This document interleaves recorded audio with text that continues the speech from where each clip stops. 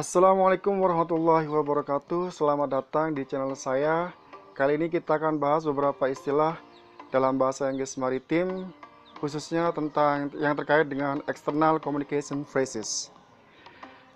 Video ini dibuat untuk mensupport pemahaman taruna-taruni SMK 1 Lembar, khususnya kelas 10 NKPI dan 10 TKPI.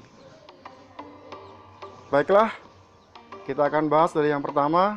Yang pertama adalah STCW, atau dalam bahasa Inggrisnya kita sebut dengan Standard of Training Certifications and Watchkeeping. Jadi ini standar sertifikat pelatihan untuk dinas jaga kapal. Baiklah, yang kedua adalah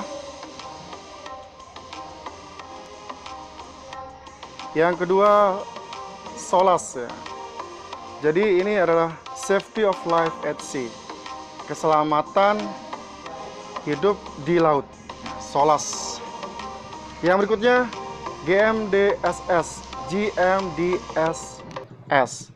Global Maritime Distress Safety System, Global Maritime Distress Safety System.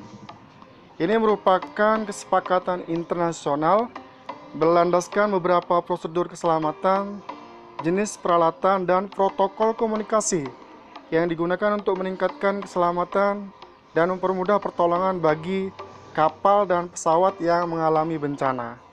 Saya ulangi, jadi ini kesepakatan internasional berlandaskan beberapa prosedur keselamatan, jenis peralatan, dan protokol komunikasi yang digunakan untuk meningkatkan keselamatan dan mempermudah pertolongan bagi kapal atau pesawat yang mengalami bencana. Baiklah, kita lanjutkan ke yang nomor berikutnya.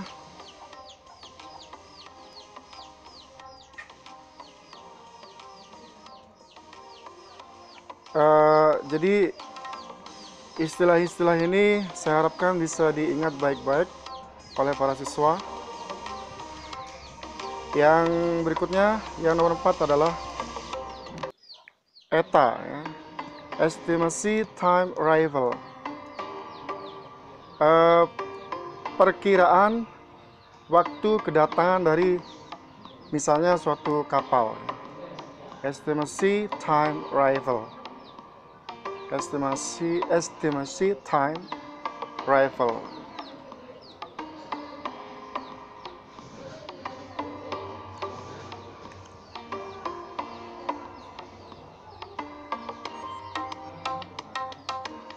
Yang kelima,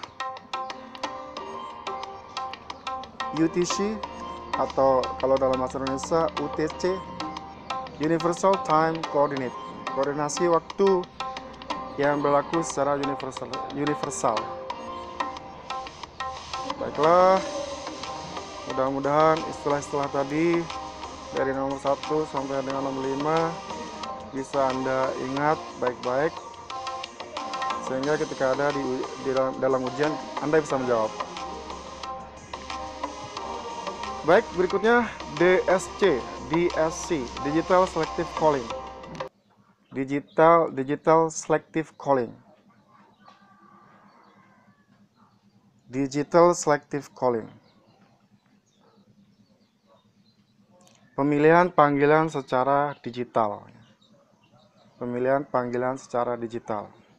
Digital Selective Calling. Anda ingat-ingat lagi, yang pertama, kedua, ketiga, dan keempat, dan seterusnya, kelima dan keenam, dan kita akan segera membahas yang ketujuh.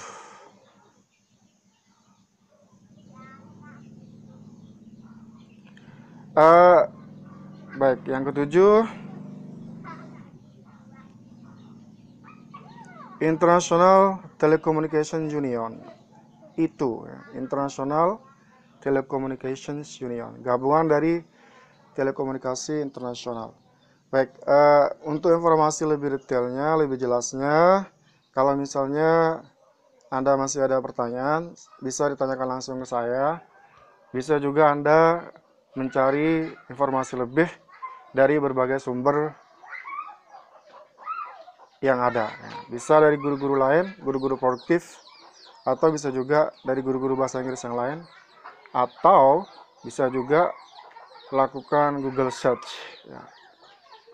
Karena sumber belajar bukan hanya dari seorang guru. Baiklah, kita lanjutkan ke yang nomor 8. Ya. MMSI, atau kalau dalam bahasa Inggris kita ucapkan MMSI. Maritime Mobile Service Identity. Maritime Mobile Service Identity. Maritime Mobile Service Identity adalah rangkaian 9 digit yang dikirim dalam bentuk digital melalui saluran frekuensi radio untuk mengidentifikasi stasiun radio kapal, stasiun radio pantai, dan panggilan grup secara unik.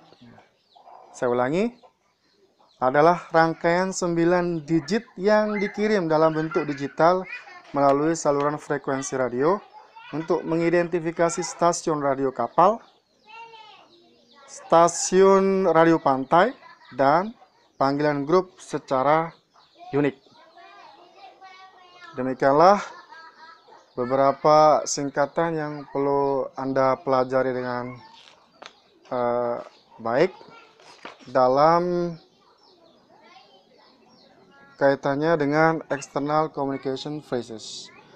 Ya, seperti yang kita ketahui bahwasanya dalam mempelajari tentang external communication phrases bahasa Inggris maritim, tujuannya adalah dari pembelajaran ini Anda diharapkan untuk mengenal, mengetahui, memahami, dan mempraktekkan komunikasi eksternal dalam bahasa Inggris maritim yang berlaku dan sesuai dengan yang dipersyaratkan oleh STCW 1978 serta yang dipersyaratkan oleh Bab 5 Peraturan 14 dari SOLAS 1974 dan perubahannya. Demikian anak-anakku, saya berharap kalian semua tidak malas belajar sehingga kemampuan memahami istilah-istilah bahasa Inggris maritim bisa lebih baik lagi. Mudah-mudahan apa yang saya sampaikan kali ini bisa bermanfaat. Thank you very much for your attention. I do hope that you keep opening many other sources that they can help you in understanding a lot of expressions in relations to English maritime, because you know that this is a special English purpose, so it means that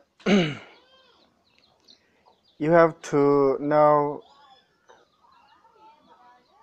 the basic before you step into this topic. Maksud saya, jadi ini kan bahasa Inggris untuk tujuan tertentu. Jadi bahasa Inggris yang umum itu perlu Anda juga pahami.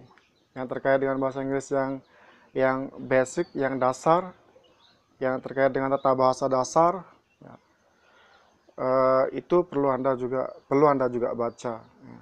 Jadi saya harap nanti Anda bisa membeli buku-buku tata bahasa Inggris yang basic, kemudian mempelajarinya dengan baik, sehingga ketika berhadapan dengan bahasa Inggris khusus seperti bahasa Inggris maritim ini, Anda akan lebih mudah dalam memahaminya.